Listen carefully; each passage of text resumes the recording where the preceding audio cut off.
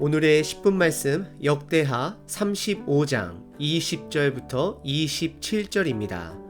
오늘 본문은 요시야 왕의 마지막 이야기의 죽음 부분을 담고 있습니다. 안타까운 것은 요시야 왕이 역대기 안에서 하나님을 끝까지 붙들었다가 죽었다라는 것을 강조했으면 말씀을 전하는 저나 말씀을 읽는 자들이나 부담 없이 예상하며 읽을 수 있었을 텐데 오늘 본문에는 두 가지 갑작스러운 반전을 이야기합니다. 첫 번째 반전은 요시야 왕의 갑작스러운 죽음이고 두 번째 반전은 요시야 왕의 불순종입니다. 갑작스러운 두 가지 반전을 통해 우리는 무엇을 기억해야 할까요? 그것은 성경은 진리이고 온전한 사람은 없다라는 것입니다. 결국 우리들의 롤 모델은 예수님 한 분뿐이십니다. 우리가 사람을 절대적인 롤 모델로 삼는 순간 그 사람이 우상이 되어 우리는 무너질 수밖에 없는 것입니다. 우리의 반석은 오직 예수님 한 분뿐이십니다. 그 말씀은 성경 말씀만이 저희들이 붙들어야 되는 반석인 것입니다. 하지만 그럴지라도 요시야 왕은 참으로 존경받을 만한 왕입니다. 눈으로는 여러분 성경책에, 귀로는 저와 함께 본문을 관찰해 보겠습니다. 오늘 본문의 주제는 한 가지입니다. 요시야 왕의 갑작스러운 죽음입니다. 요시야 왕은 어려서부터 하나님의 뜻을 찾은 왕이었고 20살 때에 우상들을 척결하기 시작하며 개혁을 시작하여 26살 때에 성전 보수 중 모세의 율법을 발견하고 율법대로 말씀대로 유월절을 지키며 온 백성들과 제사장들과 리더들이 하나님께 제사를 드리게 되었습니다. 그리고 하나님께서는 그의 삶 동안에는 이스라엘이 멸망하지 않고 잠시 보류될 것을 선지자 훌다를 통해 말씀하셨습니다. 오늘 본문 첫 절인 20절에 요시야 왕은 애굽의 왕 느고를 맞서 싸우려고 합니다. 역사적인 배경은 다음과 같습니다. 그 당시 초강대국인 아수르가 연합군인 바벨론과 바사, 페르시아죠, 전쟁을 함께 하게 됩니다.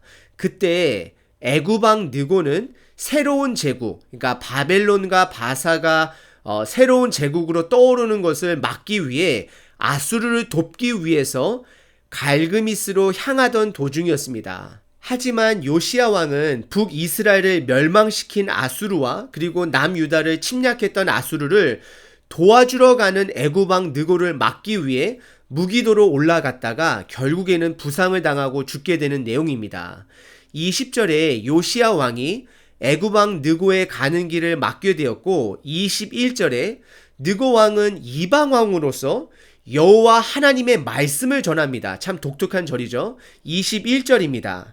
느고가 요시야에게 사신을 보내어 이르되 유다 왕이여 내가 그대와 무슨 관계가 있느냐? 내가 오늘 그대를 치러 가는 것이 아니요 나와 더불어 싸우는 족속을 치려는 것이라.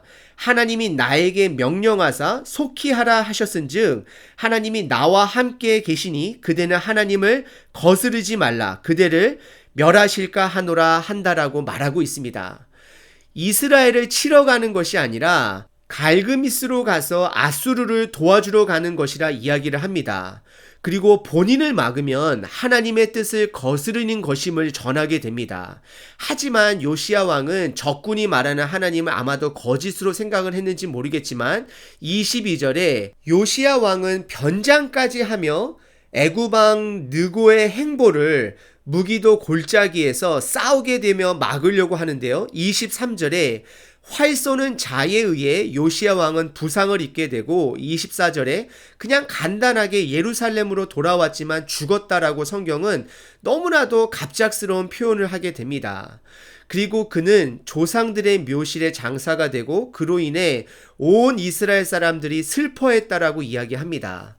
그리고 25절에 예레미야 선지자는 그를 위해 애가를 지었다라고 이야기를 합니다. 그리고 그 가사는 애가 중에 기록되었다라고 이야기를 합니다. 그리고 성경은 그의 삶을 끝을 맺습니다. 그리고 예레미야 애가 4장 20절의 말씀과 스가랴 12장 10절의 말씀이 요시야 왕의 죽음을 애도한 것으로 이야기하는 학자들도 있지만 사실 요시야 왕을 이야기하는 것은 아닙니다. 두 본문에서 말하고자 하는 것은 앞으로 오실 예수님에 대해서 말하는 것입니다. 그럼 먼저 예레미야 애가 4장 20절을 읽어드리겠습니다. 우리의 콧김 곧 여호와께서 기름 부으신 자가, 기름 부었다라는 것은 왕을 얘기하는 것이죠. 그들의 함정에 빠졌으며 우리가 그를 가리키며 전에 이르기를 우리가 그의 그늘 아래에서 이방인들 중에 살겠다 하던 자로다. 사실 이 본문 말씀은 예수님을 드러내는 것입니다. 그리고 스가랴 12장 10절 말씀도 읽어드리겠습니다.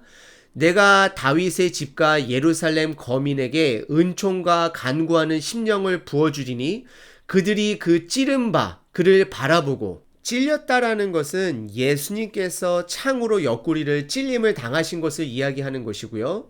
이어서 그를 위하여 애통하기를, 독자를 위하여, 요시야 왕을 이야기하는 것이 아니라 예수님 독자를 이야기하는 것입니다. 독생자 예수님, 독생자 예수님을 위하여 애통하듯 하며 그를 위하여 통곡하기를 장자를 위하여 통곡하듯 하리로다. 그리고 11절에 그날에 예루살렘에 큰 애통이 있으리니 무깃도 골짜기 하다드림몬에 있던 애통과 같을 것이라. 결국 요시야 왕이 죽은 무깃도 골짜기에 있었던 애통과 같은 것을 이야기하며 예수님의 죽음에 대해서 말하고 있는 것입니다. 그리고 스가랴서는 요시야 왕의 죽은 후 약 100년 이후에 포로에서 돌아온 자들에게 하나님께서 보여주실, 앞으로 보내주실 온전한 왕 예수님에 대해 예언을 하고 있는 것입니다.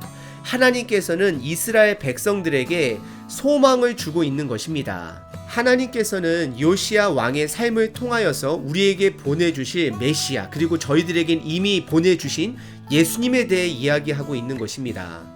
요시야 왕은 참으로 훌륭한 왕입니다. 우리들이 배울 점이 너무나도 많습니다. 하지만 우리의 반석은 아닙니다. 우리의 반석은 예수님이고 성경 말씀인 것입니다. 그래서 요시야 왕의 죽음에도 약간 마음이 아픈 오점이 있는 것입니다. 우리는 반석이 아닌 것을 반석으로 여기며 세워 나아갈 때에 오늘 본문처럼 슬픔에 잠기게 되는 것입니다. 우리 예수님의 약속의 말씀 위에 삶을 세워 나아갈 때 기쁨이 충만하게 되는 것이고 어려운 가운데서도 소망을 품을 수 있는 것입니다. 우리 현실 속에서는 우리는 때로는 목회자들을, 때로는 내가 좋아하는 신앙의 선배들을 너무나도 반석으로 여길 때가 많습니다. 그래서 우리는 때로는 그것으로 인하여 슬픔에 잠길 때가 있는 것입니다. 저희들이 목회자들을 향하여, 리더들을 향하여 기대는 해야 합니다. 그리고 목회자들이나 리더들은 모범이 되어야 합니다. 하지만 그들은 우리들의 반석이 아닙니다. 오히려 어찌 보면 우리들이 사랑해야 하고 품어야 할 형제 자매들인 것입니다.